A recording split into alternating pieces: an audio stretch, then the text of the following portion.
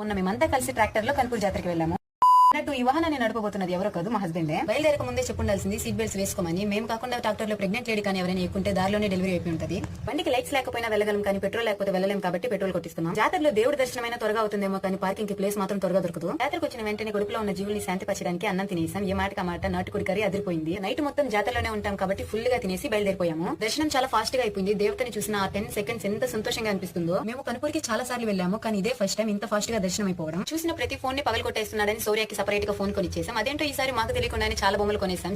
జాతరలో మేము కొన్న పిప్పిలు ఏ ఫ్యామిలీ కొనుండదేమో ఒక్కొక్కరం 2-3 కొనేసాము. ఫోన్ కొన్న అరగంటకే Sourya police uncle phone numbers exchange చేసుకుంటున్నారు. సౌర్యకి ఫోన్ చాలా బాగా నచ్చింది. అందుకే నైట్ కొనిచ్చిన ఫోన్ ని మార్నింగ్ అలా పగలగొట్టేశాడు. నైట్ అంతా జాతరలో బాగా తిరిగి అలిసిపోయి అందరూ ట్రాక్టర్ లోనే నిద్రపోతున్నారు. లేటప్పుడు మా అన్న డ్రైవ్ చేశాడు. మా అన్న ట్రాక్టర్ లో పెట్టే సాంగ్స్ పెద్ద పెద్ద డీజేలు కూడా పెట్టలేరు, ఆ రేంజ్ లో ఉంటాయి. మా వాళ్ళ ఇంటికి వెళ్లి టిఫిన్ లంచ్ చేసి ఆఫ్టర్నూన్ 3 కి అలా ఇంటికి బయలుదేరిపోయాము. ఇంటికి వెళ్ళాక ఫిష్ కర్రీ ఆమ్లెట్ తో డిన్నర్ చేసి ఫుల్ గా నిద్రపోయాము.